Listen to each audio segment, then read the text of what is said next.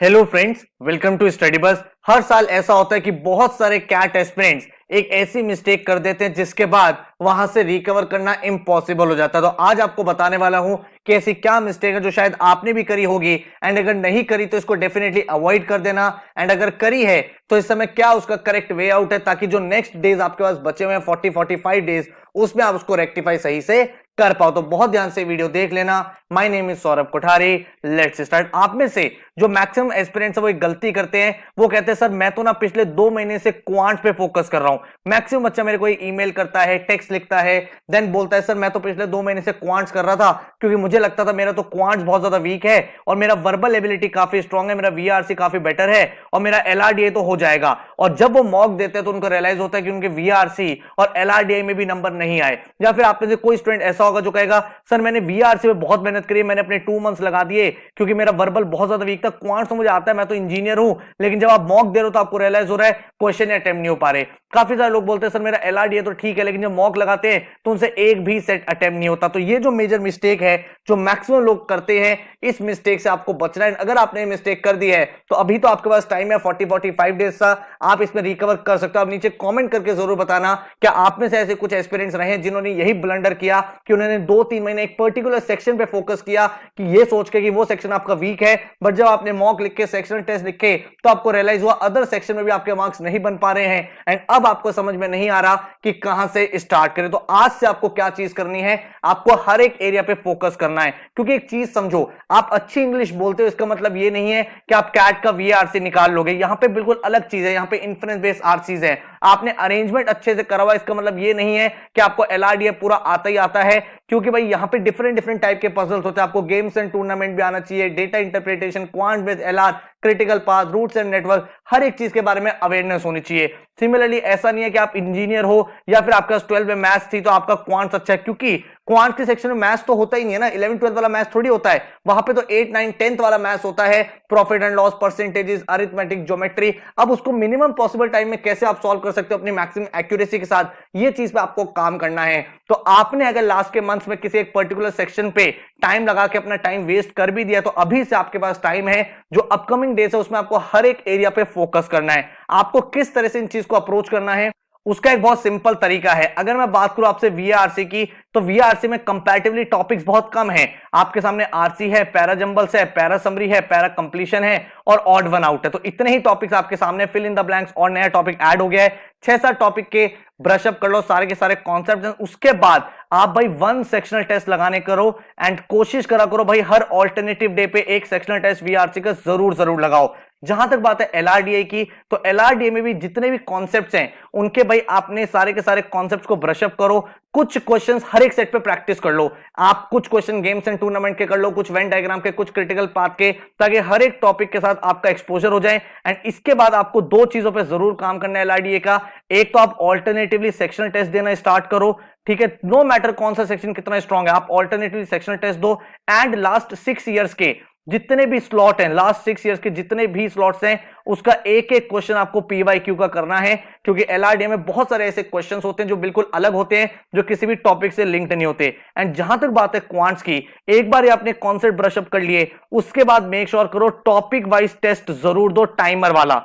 Topic wise test timer वाला जरूर देना है क्वांट्स में, ताकि आप ये डील कर पाओ कि जब आपके सामने बहुत सारे क्वेश्चंस आते हैं तो उस पर्टिकुलर सिचुएशन में आपको किस तरीके से कौन से सेक्शन पे काम करना है। Approximation method, elimination approach, option approach, substitution method, इन मेथड से अपने आंसर्स पे जल्दी कैसे पहुंचना है।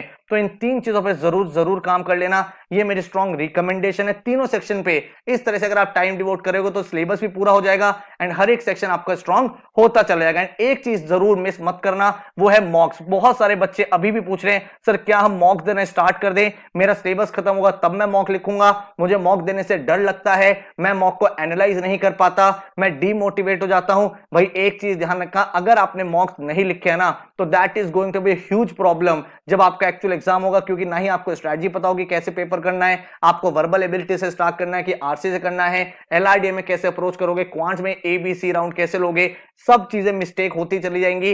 तो मॉक्स के ऊपर जरूर मेहनत कर लेना। एंड मॉक को किस तरह से राइट तरीके से एनालाइज किया जाता है, मैंने एक स्ट्रेटजी बताई है, ए बी सी स्ट्रेटजी। अभी करो, बाद में करो, छोड़ दो। इसके ऊपर एक पूरी डिटेल वीडियो मैंने बनाई हुई है मॉक एनालिसिस के ऊपर, जिससे आपका स्कोर जो है वो हर मॉक के साथ इंक्रीज होता चला जाएगा। तो उसका लिंक मैंने आपको डिस्क्रिप्शन में दे दिया है, वो वीडियो देख लेना, उससे आपको कंप्लीट आइडिया लग जाएगा कि मॉक का एनालिसिस कैसे किया जाता है। नीचे डिस्क्रिप्शन एंड कमेंट दोनों में मैंने आपको उसका लिंक दे दिया है। मॉक्स जरूर करना, एम करो 20 मॉक्स के आसपास अगर आप लिख पाओ तो बहुत ही अच्छा है। हर 2-3 दिन में एक फुल लेंथ मॉक लिखो। बहुत सारे बच्चे मिस्टेक क्या करते हैं, वो सेक्शनल टेस्ट तो लिखते हैं लेकिन फुल लेंथ मॉक नहीं लिखते। क्योंकि भाई आपको फुल लेंथ मॉक इसलिए देना जरूरी है क्योंकि जब आप सेकंड आवर तक पहुंचोगे तब आप क्वांट्स में कितना फोकस कर पाते हो, 40 मिनट्स वर्बल एबिलिटी करने के बाद एलआरडी में कितना फोकस कर पाते हो, ये सब चीजें आपको फुल लेंथ मॉक से ही पता चलेगा। मॉक देने के ज्यादा इंपॉर्टेंट है मॉक का एनालिसिस करना, उससे इंप्रूव करना, उससे सीखना। एंड मॉक से बिल्कुल भी डरो मत, क्योंकि mocks are the part of your preparation, they are not the result of your preparation. Section wise आपको स्कोर बताऊंगा अभी कितना आपको चाहिए अगर आप top dream college dream percentile लाना चाहते हो। तो यहां पे अगर आप देखोगे तो क्वांट्स एलआरडीए वर्बल लास्ट के 3 साल के डेटा को अगर हम एनालाइज करें तो क्वांट का सेक्शन 66 मार्क्स का रहा था। टोटल आपके सामने 22 क्वेश्चन थे, राइट। एलआरडीए में टोटल आपके सामने 20 क्वेश्चन होते हैं एंड वर्बल एबिलिटी में 24 क्वेश्चन होते हैं। अगर आप एम कर रहे हो 99.9% है तो 47 मार्क्स चाहिए थे क्वांट में, 49 मार्क्स चाहिए थे 2021 में एंड 59 मार्क्स चाहिए थे 2020 में। अगर मैं 99 परसेंटाइल की बात करूं तो 33 मार्क्स, जिसका मतलब है 11 क्वेश्चंस आउट ऑफ 22। एंड अगर मैं 21 की बात करूं तो 35 marks which is around 12 questions and 2020 की बात करें तो 44 marks which is approximately 15 question, ठीक है। तो कभी भी ना ये मत सोचना एग्जाम में कि मुझे 8 क्वेश्चन करने के जाने हैं, 10 क्वेश्चन करने हैं, 12 क्वेश्चन करने हैं, ये बिल्कुल गलत अप्रोच है। आपका ऑब्जेक्टिव होना चाहिए कि मॉक के बाद आपका बेस्ट एफर्ट हो, मतलब आप मैक्सिमम पोटेंशियल के साथ परफॉर्म कर पाओ। बहुत बार क्वेश्चन शफल होते रहते हैं based on the difficulty level, तो आपको ये सोचना है मुझे अपना बेस्ट परफॉर्मेंस देना है, उसमें 7 क्वेश्चन हो, 10 क्वेश्चन हो, 12 क्वेश्चन हो, 15 क्वेश्चन हो, वो मैटर नहीं करता। सिमिलरली अगर हम एलआरडीए की बात करें तो 99.9 परसेंटाइल के लिए 39 मार्क्स, 42 इन 2021 एंड 46 इन 2020। अगर आप 99 परसेंटाइल एम कर रहे हो तो लास्ट ईयर आपको चाहिए थे 29 मार्क्स, 21 में 33 मार्क्स एंड 2020 में 34 मार्क्स के आसपास। एंड अगर हम वर्बल एबिलिटी की बात करें तो 99.9 के लिए 52 मार्क्स, 2022 में 56 मार्क्स, 21 में 53 मार्क्स, 2020 में 99 परसेंटाइल के लिए 40 मार्क्स, 45 एंड 42। तो ये आपका पूरा पूरा बेंचमार्क रहा था जिस पे आपको यहाँ पे मार्क्स मिल पाते, ठीक है। तो ये भाई मैंने आपको सेक्शन वाइज कट ऑफ बता दी है एंड ओवरऑल स्कोर आपके सामने ये रहा ऑलरेडी। तो ओवरऑल अगर आप देखोगे तो 99 परसेंटाइल के लिए लास्ट ईयर 84 मार्क्स चाहिए थे which is approximate 43% of the paper. 21 की बात करें तो 98 मार्क्स चाहिए था out of 198 which is 50% of the paper. 2020 की बात करें तो 101 out of 228 which is 44% of the paper and so fourth, ठीक है। तो ये आपके सामने पूरे पूरे स्कोर वर्सेस परसेंटाइल का एक कंप्लीट बेंचमार्क भी बन चुका है। अगर आपसे बात करूं सिलेबस की, जिसने भी भाई थोड़ा सा कोई सेक्शन लैग किया है तो क्वांट्स में आपको जो ज्यादा फोकस करना है अरिथमेटिक पे, देन एलजेब्रा पे एंड एलजेब्रा के बाद ज्योमेट्री पे, ठीक है। एंड टाइम अलाउ करें देन आप मॉडर्न मैथ्स करो और उसके बाद नंबर सिस्टम। एलआरडीए में तो आपको सारे टॉपिक्स करने हैं, सारे टॉपिक्स एक बार आपने कर लिए, उसके बाद आपका जो फोकस होना चाहिए वो मिक्स टेस्ट सेक्शनल टेस्ट पे होना चाहिए ताकि आप ये आइडेंटिफाई कर पाओ कौन सा सेक्शन पिक करना है, कौन सा सेट आपको सॉल्व करना था, कौन सा क्वेश्चन आपको बीच में छोड़ना पड़ा। तो ये सब चीजों को आप तभी फिक्स कर पाओगे जब आप सेक्शनल टेस्ट दोगे। वर्बल एबिलिटी का सिलेबस हम ऑलरेडी डिस्कस कर चुके हैं, आरसी। उसके बाद आपके जो वर्बल एबिलिटी के टॉपिक्स हैं, वर्बल एबिलिटी बहुत ही ज्यादा स्कोरिंग टॉपिक होता है, तो आप देख लेना मॉक्स में मल्टीपल स्ट्रेटजी ट्राई करना। पहले आप वर्बल एबिलिटी ट्राई करना देन आरसी, या फिर आरसी देन वर्बल एबिलिटी। काफी लोग ऐसा भी करते हैं 1-2 आरसी कर लेते हैं फिर वर्बल एबिलिटी एंड बचे हुए टाइम में वो रिमेनिंग आरसी कर लेते। तो ये सारी स्ट्रेटजी जब आप हिट एंड ट्रायल करोगे तभी समझ में आएगा आपके लिए बेस्ट स्ट्रेटजी कौन सी काम करती है, ठीक है। एंड अगर आपको कैट की टेस्ट सीरीज चाहिए पूरी की पूरी एक नेशनल लेवल टेस्ट सीरीज जिसमें कंप्लीट एनालिसिस मिल सके, तो भाई हमारी टेस्ट सीरीज लॉन्च हो चुकी है जिसमें आपको मिलेंगे 30 national level full length मॉक्स with complete solution analysis. 24 आपको सेक्शनल टेस्ट मिलेंगे, 8 वर्बल के, 8 क्वांट्स के, 8 एलआरडीए के।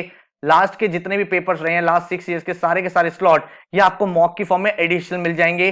टॉपिक वाइज टेस्ट आपको मिल जाएंगे टाइमर वाले एंड इसके साथ आप और भी टेस्ट क्रिएट कर सकते हो। ये पूरी की पूरी टेस्ट सीरीज में जितने भी टेस्ट होंगे उनका डिटेल सॉल्यूशन एनालिसिस आपको मिलेगा एंड इसका जो फीस है दैट इज 1500 रुपीज। तो हमारी वेबसाइट studybuzz.co.in से आप परचेज कर सकते हो। आई होप ये वीडियो आपके लिए हेल्पफुल रही होगी। मॉक एनालिसिस का लिंक मैंने डिस्क्रिप्शन में दे दिया है एंड कमेंट में बताना जरूर किन लोगों ने यही वाला ब्लंडर किया था कि एक पर्टिकुलर सेक्शन में ज्यादा टाइम डिवोट कर दिया जिसकी वजह से अब आपको बहुत ज्यादा प्रॉब्लम क्रिएट हो रही है। लेकिन उन सब प्रॉब्लम्स को ओवरकम किया जा सकता है जो स्ट्रेटजी मैंने बताई है। So all the very very best, thank you so much and take care.